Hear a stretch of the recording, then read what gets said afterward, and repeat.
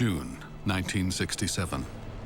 The Sinai Peninsula is a huge graveyard for men and military equipment. It is also a graveyard for dreams. Who remembers the dreams of Gamal Abdel Nasser of Egypt, the greatest Arab leader in the 20th century? Other Arab rulers ignored their people. Nasser seemed to embody their hopes. The dream of a mighty and unified Arab nation. That idea died in just 6 days. Nasser loses his army, his air force, and his dream. 3 years later, at 52 years old, Nasser will have a heart attack. His friends say he died of a broken heart. What remains of Nasser's dream of modern and secular Arab states, free from post-colonial influences? An Arab world plagued by religious extremism and autocratic regimes.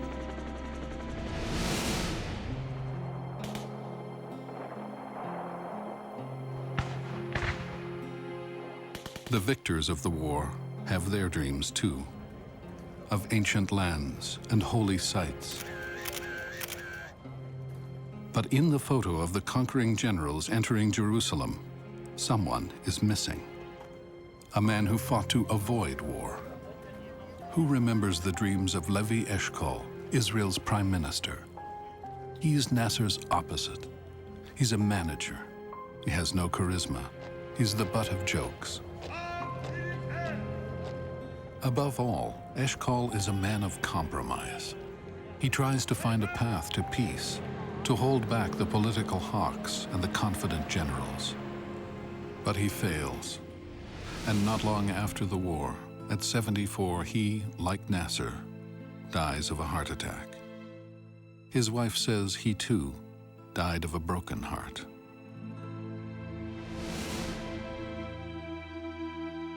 For Israel, 1967 is a military success.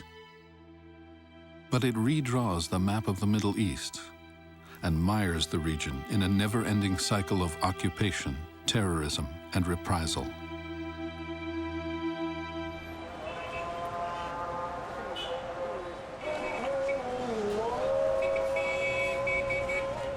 Cairo.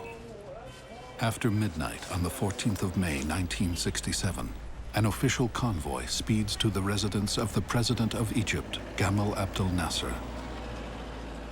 Anwar al-Sadat, the Speaker of the National Assembly, carries a startling warning from Egypt's powerful ally, the Soviet Union. The Soviets have told Sadat that Israel is poised to invade Syria. Sadat rushes into Nasser's office with the news. He finds him there with his military commander-in-chief, Field Marshal Amer. In a region where countries are struggling to get out of poverty, Egypt is said to be the most powerful. It has a mutual defense treaty with Syria. And in fact, tensions are high these days between Israel and Syria.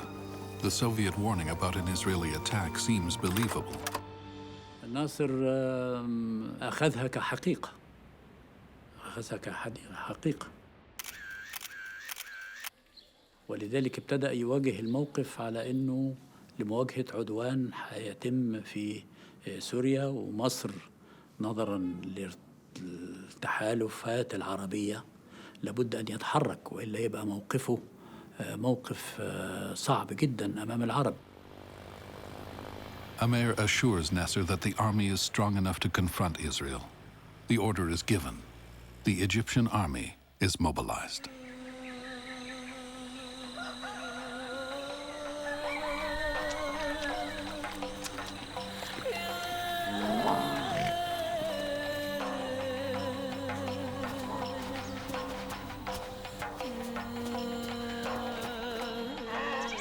The Egyptian army is already stretched thin because of its involvement in a guerrilla war in Yemen.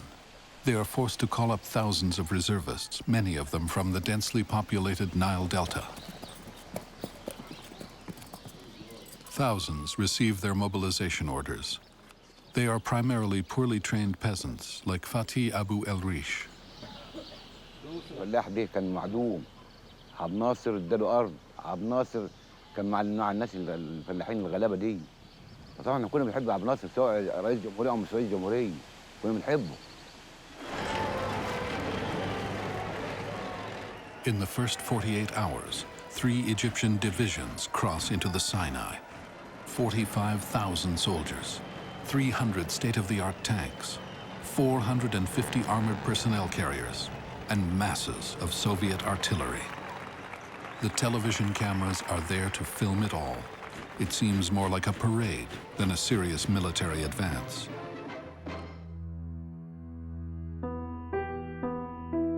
But it's far more serious than a parade. By deploying so much military power so close to Israel, Nasser has made a move that will have serious consequences for him and for the entire region.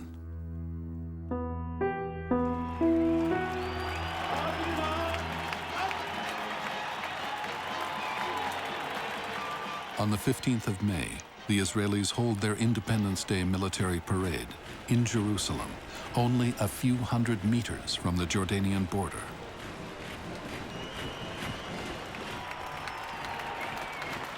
Levi Eshkol, Prime Minister and Defense Minister, reviews the troops. Eshkol now knows about the Egyptian mobilization. אני יושב ליד לוי אשכול על היציע באצטדיון. המצעד מתחיל לצעוד, והנה קצין ניגש ולוחש על אוזנו של אשכול. אשכול מרים גבה, נראה קצת מודאג.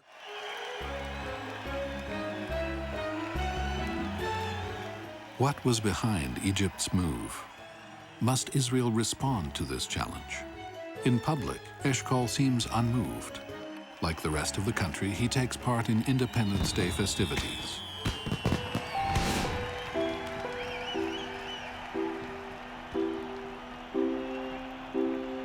His fellow citizens are unaware of the impending danger. On the advice of his chief of staff, Yitzhak Rabin, Eshkol mobilizes 1 armored division and waits for more news. 3,000 men are called up as part of Israel's well-trained reserve army. One of them, Yehoshua Bar Dayan, an Israeli reservist, starts to write a diary.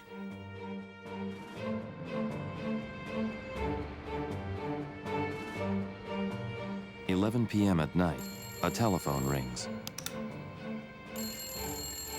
I have to leave in 10 minutes and help mobilize my unit. Gila is shaking. I am nervous too. It takes all night to mobilize everybody. You climb stairways, knock on doors. There are frightened faces. Husbands enter the children's room to kiss the kids, trying to calm everyone, to reassure them. At 6 a.m., I'm back at home. I kiss Gila and Yariv, who wave to me from the balcony.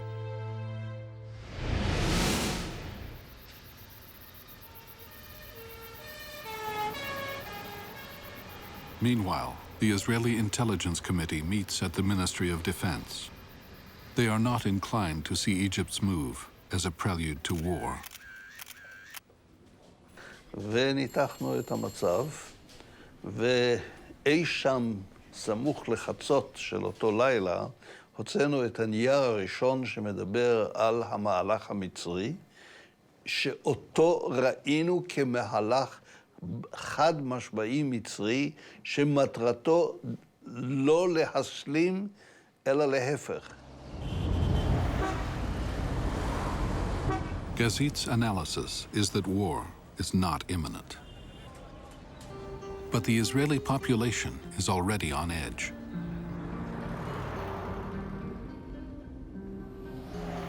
That night, as Gazit drives home, he hears the song, Jerusalem of Gold.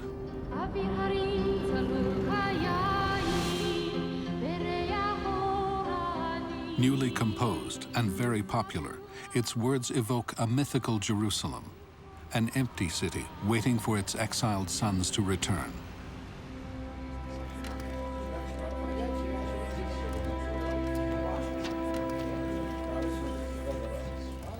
On his side, Nasser has checked Soviet intelligence and finds no Israeli troops on the Syrian border.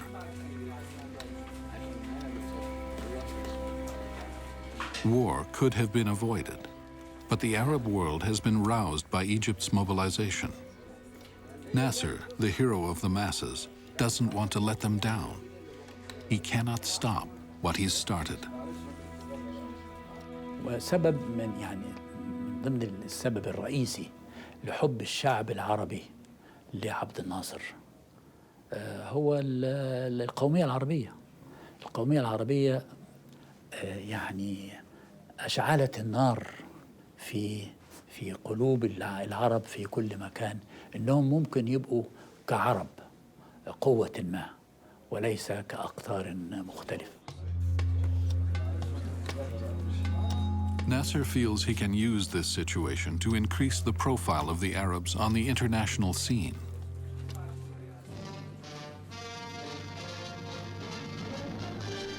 A new Middle East crisis arises as President Nasser of Egypt tells a wildly cheering crowd in Alexandria that Egypt has seized the For Nasser, this is familiar territory, reminiscent of the Suez Crisis of 1956, when Nasser took a tremendous gamble and nationalized the Suez Canal, the vital waterway that delivers oil to the West. The biggest threat this year has posed to world peace.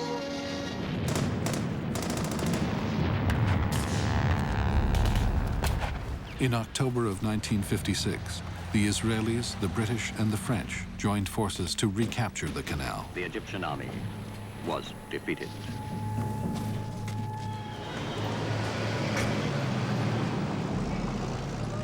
The UN stepped in, and a ceasefire was declared, and Nasser turned a military defeat into a political triumph.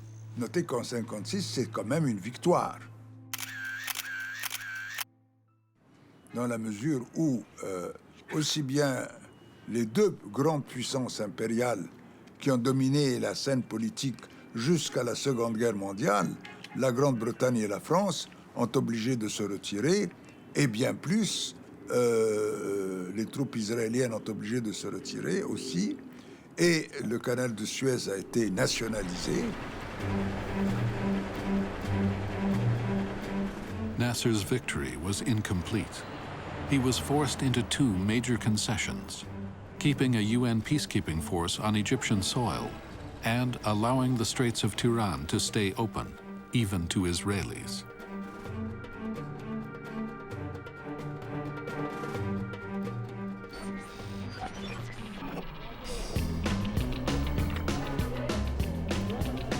For 10 years, this strategic spot stayed remarkably peaceful, thanks to the UN peacekeepers.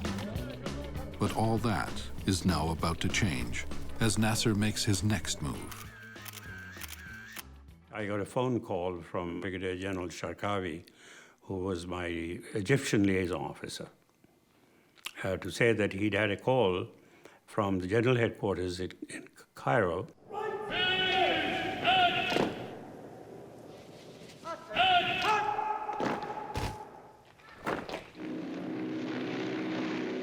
That day, General Sharkawi brings a message from Nasser. It demands that the UN peacekeepers withdraw from their posts along the border. In case of war, Egypt says it cannot guarantee the UN's safety. My reaction was very cool. And so I said, I will send this to the Secretary General and ask for his instructions. Then Sharkawi said, but sir, what do you think about it? So I thought very rapidly, and I said, have you thought through what the consequences of this problem are going to be? Have you worked it out, how you're going to deal with Israel after you move your troops on the frontier and UNF moves away? What response the Israelis are going to have? Oh, sir, I will meet you for lunch in Tel Aviv next.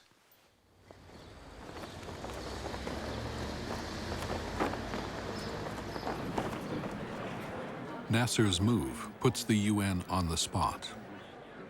The organization is strongly influenced by non-aligned powers and the newly independent former colonies for whom sovereignty is a sacred belief.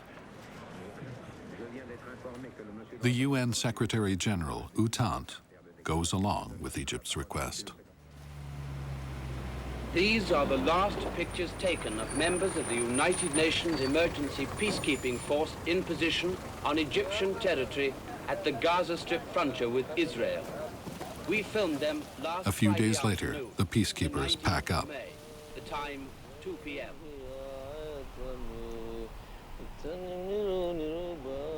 From the other side of the border, the Israelis watch as the last of the UN forces leave.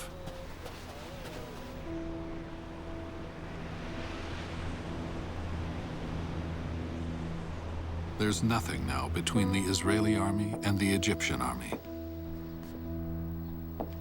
Moving his troops raised the stakes. But by removing the UN troops, Nasser has now moved beyond the first international restraint of 1956.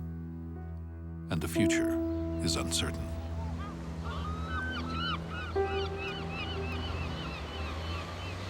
The American CIA head of station in Tel Aviv, John Haddon, reports to his superiors. Nasser has crossed the line. It could lead to war.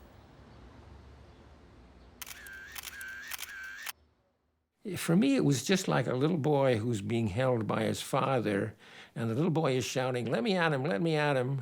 And he doesn't want to be let at him at all, but all of a sudden the father lets go of him. And then they were off and running, weren't they? רק בערב, לאחר יומיים של שתיקה בישראל, מתפרסמת במהדורת החדשות של השעה 7 תגובה Eshkol רשמית is at ראשונה. home when he learns about the withdrawal of the UN. He worries that events may be taking on a life of their own. His military advisor, Colonel Lior, is with him. He writes in his journal. That evening, Eshkol opened his heart to his deputy, to me, and mainly to his wife Miriam. ופתאום ככה הסתובב וצעק, יש מלחמה, את לא מבינה? אשכול אמר את זה. אשכול אמר, יש מלחמה. דובר צה"ל הודיע הערב כי בעקבות כניסת צבא מצרי רב לקדמת Like סיני, Nasser, Eshkol knows that the departure of the UN has brought the region closer to war. Any military move could easily spiral out of control.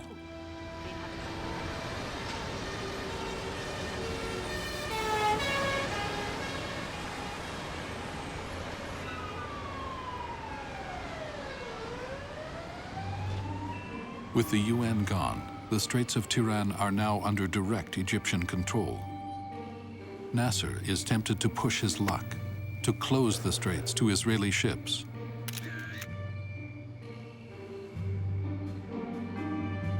But Nasser is worried. Is the army ready? What if Israel attacks? Once again, Field Marshal Amer declares his troops are ready. كتير بيقول لك المسؤول الأوحد عبد الناصر. وأنا أؤكد لو أن القيادة العسكرية قالت إنهم غير مستعدين، إنهم غير أكفاء لمواجهة الموقف، صدقني إن لم يكن عبد الناصر يجسر إنه يطور الوضع السياسي إلى ما كان عليه. Nasser has little choice except to trust in his military, especially in Field Marshal Amer. They are old comrades in arms, seizing power together 15 years before. Their roles are fixed. Nasser takes care of politics, Amer takes care of the army. To break this pact could cause a dangerous shift in the balance of power in the country.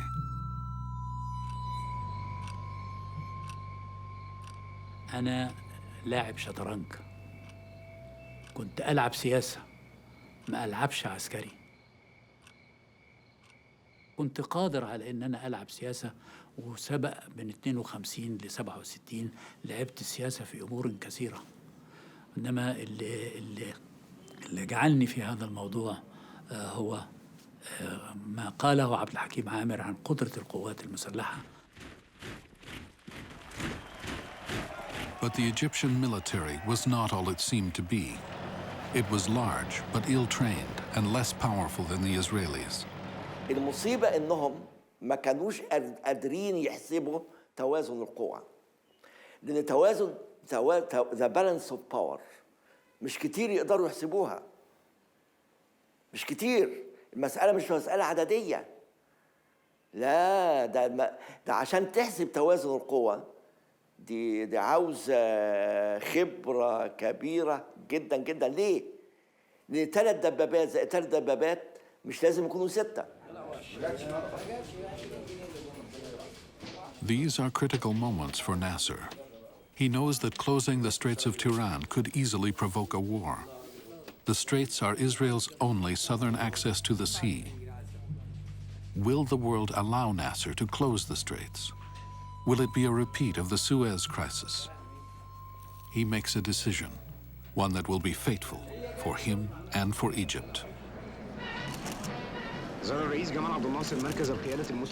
Speaking to a group of pilots, Nasser makes his announcement. He will close the Straits of Tiran. Nasser is accompanied by Amer, as if telling the world that he has confidence in his army. Nasser declares, if the Jews want war, we welcome them.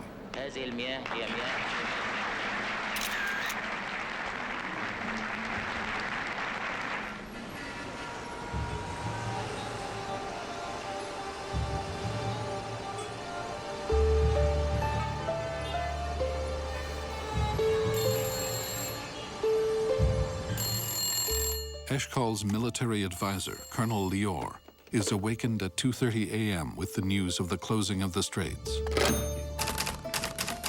I sat in bed, the blood gushing in my temples. I knew it was irreversible. Israel was going to war. I was asked to come down to the pit. I thought war was going to break out that same day. We cannot give the Egyptian army more time to organize. I woke up Eshkol on the direct line. Sir, the Egyptians have closed the straits.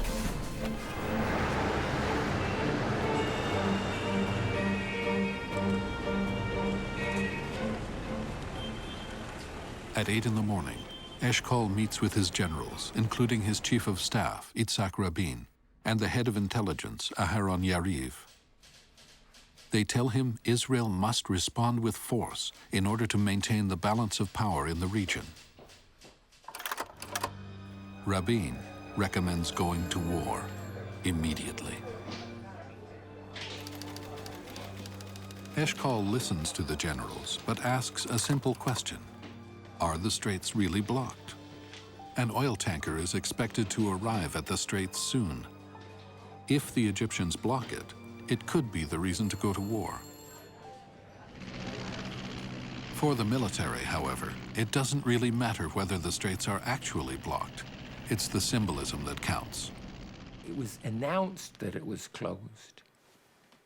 And for the Israelis to pull back with that happening, you can't do it. You can't, then you've been, in effect, you've been defeated, haven't you? What's now going to happen, Mr. President? Do you think the Israelis are going to attack the Arabs? Well, we are waiting for them. We left for them the initiative completely. We are waiting for them.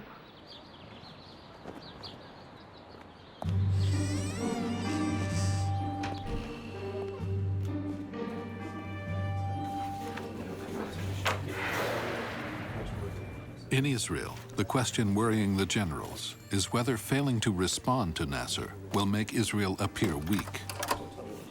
It's not just the freedom of navigation that is hanging in the balance. Israel's credibility, determination, and capacity to exercise its right of self-defense are also being tested. After a long and tense meeting, the government decides to delay any decision on war for 48 hours. Israel's foreign minister, Abba Eban, is dispatched on a lightning trip to Europe and North America. The hope? Israel's allies will force Egypt to step down and reopen the straits.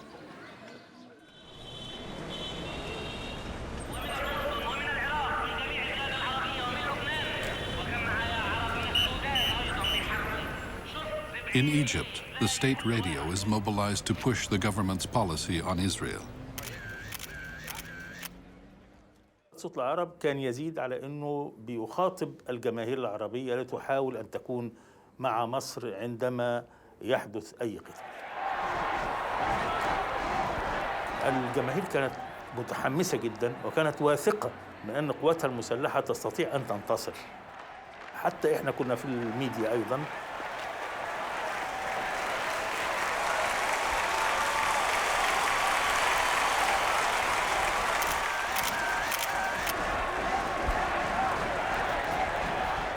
من الواضح أن عبد الناصر كان هو القوة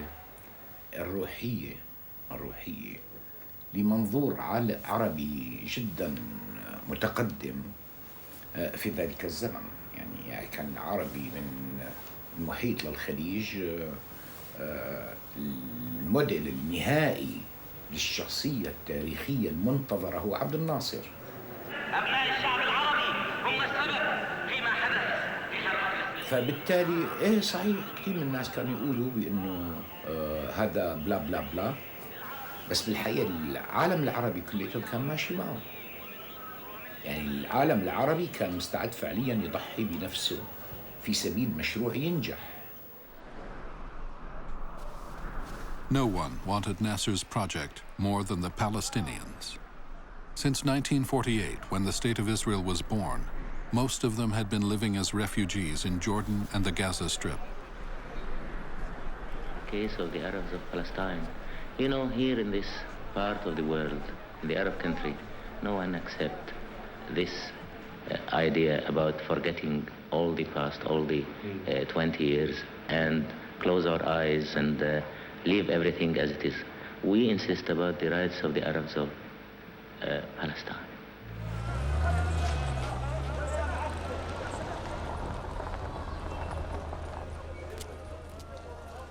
In 1967, Nasser raises the hopes of Palestinians that they can return to their homes and farms.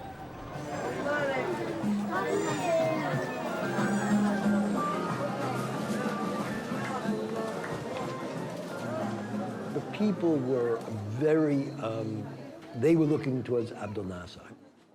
If you took a popularity poll, there were probably more Palestinians supported Nasser than Egyptians. You know, I mean, he was an incredible hero. I remember seeing his face on prayer rugs. I was shocked by that. What are you doing with the face of Abdel Nasser on a prayer rug? I mean, he was such an extraordinary hero, as if he could do no wrong.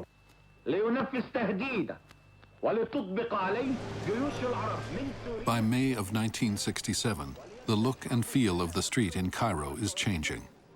And so is Egyptian radio and television. It's still used to rouse the masses, but it is also being aimed at Israel. Egyptian radio has started to broadcast in Hebrew. ناصر ناصر نحن أحريقة نشميد إتخم نصرف إتخم نشحك إتخم عدة. This propaganda is having an effect in Israel. In fact, with no Israeli television network, even Arabic television shows from Egypt are being closely watched. פותח, אתה רואה את שידורי הטלוויזיה המצרית, אתה רואה את החגיגות ברחובות, אתה רואה את נאסר יושב בביר גפגפה עם הנשרים הצעירים, טייסי המיג 21, כולם בחליפות ג'ים, מוכנים לצאת לקרב, מחייכים מאוזן עד אוזן. ראית את המסות של טנקים נכנסות לסיני. Egyptian editorial cartoons are being reprinted in Israel. They also frighten Israelis with their fantasies of Israel crushed, pierced, and destroyed in a coming war.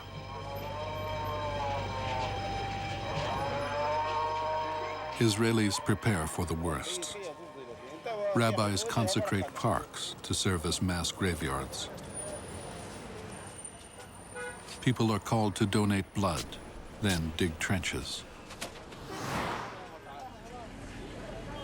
By now, most of the army has been mobilized. אני זוכרת שמאוד חששתי לצאת מהבית. הרחובות היו כמעט ריקים, זה היה כמו לנסוע בעיר רפאים. אני זוכרת שאני ככה בליבי אמרתי, אם אני אדע שנכבשנו, משהו כזה, אני אפתח את הגז. ונמות כולנו יחד. אני לא אתן לילדים שלי שיפגעו, וגם אני לא רוצה ליפול בידיים שלהם, וזהו, נעשה משהו כזה. הפגנות אהדה והזדהות עם ישראל במאבקה נערכו ברבות מערי מערב אירופה. בהולנד הפגינו אלפים לנוכח קונסוליית ישראל. The Arab propaganda has a deep impact beyond Israel. For many around the world, it ignites a fear that another Holocaust is in the making. وإسرائيل استفادت من الجانب الأول من الخطاب، يعني الجانب الجماهيري، لتقول للعالم ولأوروبا بشكل خاص وللغرب إن العرب يريدون أن يلقوا بنا في البحر. ومن سوء الحظ أن بعض قادتنا يعني قالوا هذا الكلام، ولكن نحن لا في ذلك الوقت أنا لم أكن أصدق بهذا الكلام. وإسرائيل يعني استغلت هذه الفرصة لتنقل هذه الصورة إلى الصحف الأوروبية ووسائل الإعلام الأوروبية التي أعادت نوعا ما مسألة الهولوكوست. Young Jewish volunteers pour into Israel. I'm just going there because I feel, the need to go there at this particular time. What are you going to do when you get out there? Whatever they ask me to do. I feel that I identify strongly with Israel, and I feel that they need me perhaps now more than they will next year. הייתה מין תחושה של ערב משהו, זאת אומרת, הרגשה הייתה כל רגע יקרה משהו. זאת אומרת, אין כבר זמן, הדברים כבר עומדים על הקצה, משהו הולך להתפוצץ. But if Egyptian propaganda is frightening both Israelis and Jews around the world, it's not having the same effect on Israel's military command. Unlike the Israeli public, they are quite confident. Their private assessment: Israel is much stronger than its enemies. It's an opinion that the military keeps to itself. אצלנו, במערכת הצבאית, הייתה לנו תמונה מאוד מאוד מציאותית של הערכת יחסי הכוחות הצבאיים. לא היה לנו שום פקפוקים, שום ספקות בנושא הזה, ביטחון מוחלט במה שהולך לקרות, ואיש לא העלה אפילו בחלום הכי שחור שלו איזושהי סכנה קיומית.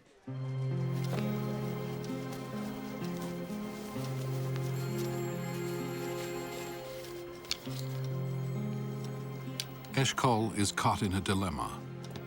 As defense minister, he knows that his army has little to fear from the Arab forces. But as the prime minister, he has to deal with a population that's growing more frantic every day.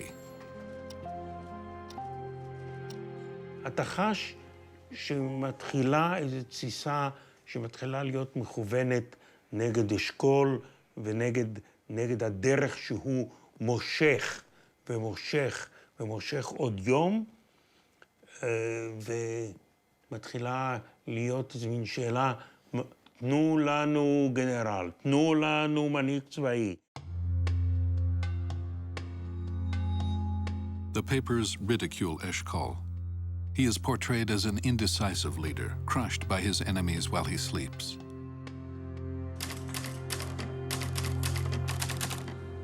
Colonel Lior writes, "These were very tough hours and days for Eshkol. Even his best friends from his own party demand he give up the defense ministry. He does not understand why. What had he done? He knows no one can blame him for putting the country in danger.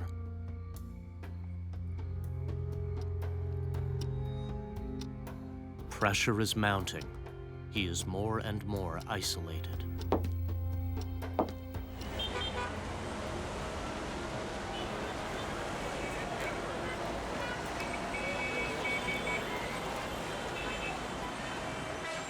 Meanwhile, in Cairo, Nasser is also under increasing pressure.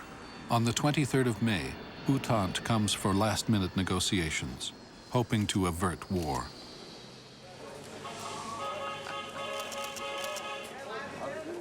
After a day of meetings, Uttant and UN Forces Commander General Riquet fail to move Nasser. But they gain a rare insight into his predicament. After the press photos, Nasser invites the men to a private dinner. They are the last foreigners to speak with him before the war.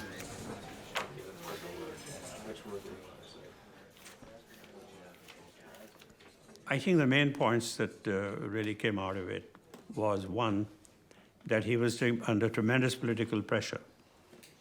He said that the military are insisting that he go to war.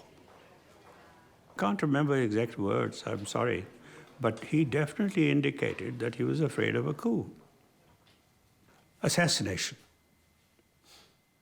I think this was also in his mind.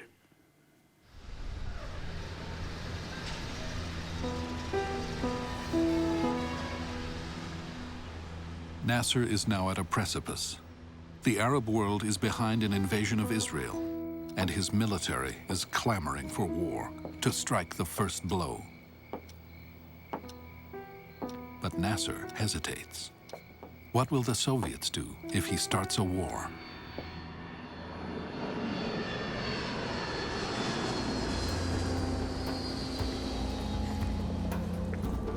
Nasser decides to send his Minister of Defense, Shams Badran, to Moscow to test the waters. Will the Soviets support Egypt? If they say no, then Nasser has a good argument for waiting. According to the diplomat, Pavel Akopov, Badran gets his response from Soviet Premier Kosygin in no uncertain terms. Не можем дать вам согласие на то, чтобы вы нанесли превентивный удар по Израилю и тем самым начать военные действия. Во-первых, если вы нанесете превентивный удар, начнете первым военным, вы будете агрессором. Это противоречит нашей политике, и мы не можем поддержать агрессора. As Nasser turns to Moscow, Eshkol turns to Washington. Foreign Minister Abba Eban meets with an American president already embroiled in the war in Vietnam. But will Johnson send ships to force open the Straits of Tiran? He expressed to me a sense of his own impotence that I had never heard either before or since from an American leader. He said that he was actually contained and frustrated by the Vietnam War. He said, I will not be able to carry out what was then his policy of forcing the Straits with American power. And he then said in a kind of Delphic oratory sort of mood, Israel will not be alone unless it decides to be alone. עיתונאים וצלמים רבים ציפו בנמל התעופה לוד לשר החוץ מר אבא אבן בשובו משיחותיו עם ראש ממשלת... Johnson's words aren't much help to Eshkol in his debates with the generals.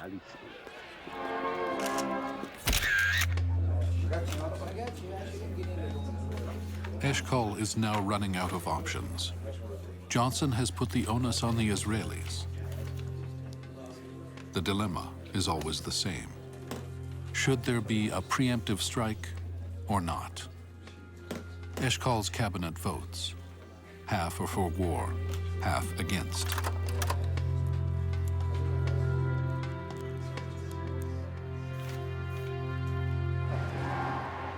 Meanwhile, outside his windows, there are demonstrations demanding that he be replaced as defense minister by Moshe Dayan, a general.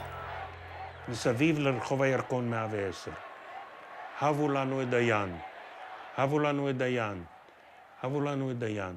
וזה נעשה במדרכה ליד רחוב הירקון 110, ששם יושבת לשכת המפלגה, ואנחנו שומעים את הצעקות האלה. The question of letting Dayan into the government dominates the political agenda of the country. Having General Moshe Dayan, the hero of the Suez conflict of 1956, as defense minister, seems to a frightened Israeli public to be the only answer. אני מוכרח לומר, אנחנו ניסינו להגן על אשכול, אבל הייתה איזו נקודת אל חזור.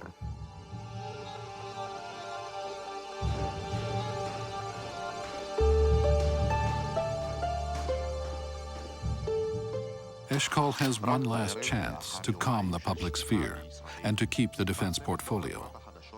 He will go on radio and address the nation. His first public speech since the crisis began.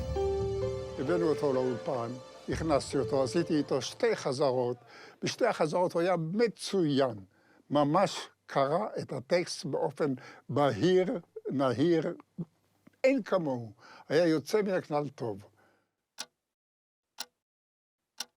על השולחן כזה היה, ישב חגי, ישב אשכול, וישב ראש לשכתו של אשכול, עדי יפה. And then it was time to go on air. הממשלה קבעה הנחיות להמשך הפעילות המדינית בזירה העולמית. אשכול קרא את הטקסט בשידור חי יוצא מן הכלל טוב, עד שהגיע אל מילה אחת מאוד מאוד פשוטה, להשגת הכוחות המצריים. כאן הוא הפסיק, פנה לאחור ושאל, עדי, מה זה להשגת? אמר לו, אשכול, אתה בשידור חי, סגרתי את המיקרופון. אז הוא חזר אל זה, ואז יצא גמגום, גפונן את המקום, והמשיך לקרוא. זה היה הברוך הגדול. ומהגמגום הזה אין לך מושג, בתולדות המין האנושי לא הצליחו להפוך גמגום כזה לשערורייה לאומית מן המדרגה הראשונה. It is a horrible broadcast, writes Colonel Lior. Eshkol, with his stuttering, conveyed more insecurity and confusion. I heard that soldiers at the front burst out crying. Eshkol's opposition exploits this as much as it can. And the night isn't over. Eshkol has to face his military command and explain himself. Lior calls it the night of the generals. It is night, but in the war room, even the day is night. The neon tubes show the generals in this ugly light. The generals declare that Israel is losing its power to deter its enemies. The country must answer Nasser's threat. Eshkol responds. And with his back to the wall, he speaks more strongly than he's ever done.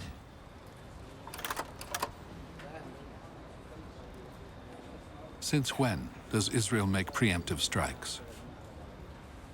I do not accept the argument that just because a large Egyptian army is sitting in the Sinai, that we have to go to war. Deterrence does not mean that you always have to act. How long will we live by our swords? You asked for more weapons, you got them. You asked for 100 planes, you got them. You asked for tanks, you got them. But you did not get them, so that one day we can say, now we can destroy the Egyptian army.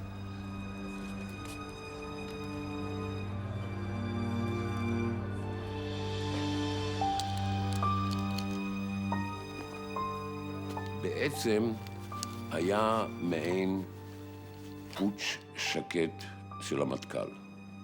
בסופו של דבר היה ברור שאשכול איננו במצב כזה שהוא מסוגל לעמוד נגד כולם.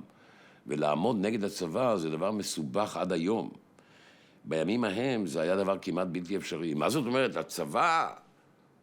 הצבא העצום והגדול והנורא והקדוש אומר שאין ברירה אלא לצאת למלחמה, ואשכול הגמגמן הזה, הוא רוצה לספר לצבא מה טוב ומה צריך, ואם מלחמה היא כן הכרחית או לא הכרחית, לא היה לו סיכוי.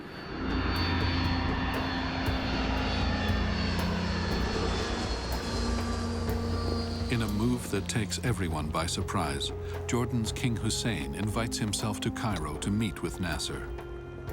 The two men haven't spoken in years. For Nasser, Hussein is little more than a comic opera figure, a puppet of the English and the Americans.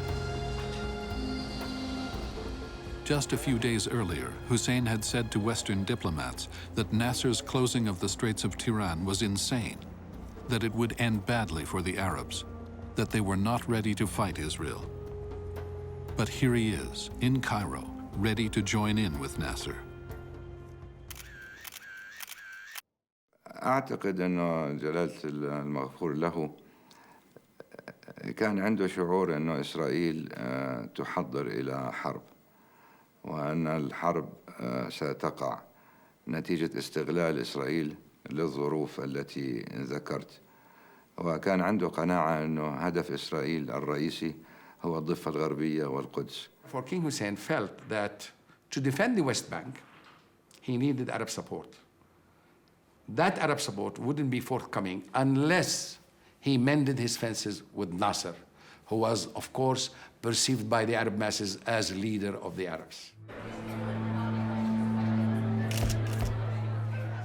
Hussein has joined Nasser for two reasons. He feels he's protected Jordan from an Israeli invasion, and he's gotten in tune with his population, more than half of whom are Palestinians. It's Hussein himself who suggests to Nasser that his forces be commanded by an Egyptian general. I conquered Jordan without sending a single soldier, Nasser said to the Soviet ambassador. عبد الناصر الحقيقة يعني فوجئ هذا القدر من التحمس والاندفاع من حسين. ما كانش يتصور إلى هذا القدر يعني. ولذلك لم ينسى له ذلك حتى مات عبد الناصر. Israel now faces enemies on three fronts: Egypt, Syria, and Jordan. In the wings are both Iraq and Saudi Arabia. Israel is virtually surrounded. In just 2 weeks, Nasser had reversed the concessions he had made in 1956. The Arab nation was on the move, and millions of Arabs were behind Nasser.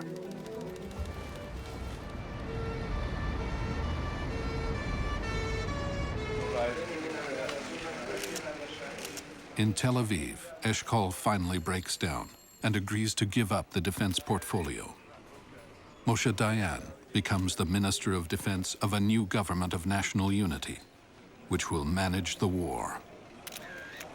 One thing about the significance of this appointment is immediately clear. It's an outright victory for all those in Israel who favor the taking of a much tougher line against Egypt. Well, does General Dayan's appointment mean that Israel is now about to commit herself to war at all costs? I should think that just now it's well, let's put it like that. It's too late and too early. Too late to react right away on the blockading of the state of Eilat, and too early to draw any conclusion of the diplomatic management or way of handling the matter. Eshkol attends a crucial cabinet meeting. Will the country go to war or not? Dayan sets the tone. We cannot lose the initiative. The situation is getting more complex, he says. It won't matter that we shoot first, we have to act, and act as quickly as possible. The cabinet votes. 12 are in favor of war, and 2 are against. Dayan proposes the official text of the decision. The government agrees to act militarily in a way that will relieve Israel from its encirclement. The government leaves to the defense minister and the prime minister the timing of the attack.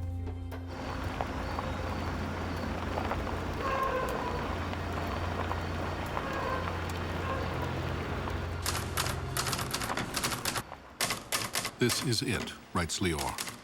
The decision cannot be undone. I lay in bed reconstructing what had happened since we were on the balcony of the Prime Minister's office on the eve of Independence Day. I also thought about Levi Eshkol. In 3 weeks, he had withstood unimaginable pressures from home and abroad. He had suffered an incredible injustice. But at that hour of the night, there was no room for sentiment. At 6 a.m., the phone rings. It's the wake-up call I had ordered from the war room. For me, this call is the beginning. It is a sunny summer morning, but in 1 hour, a war will break out.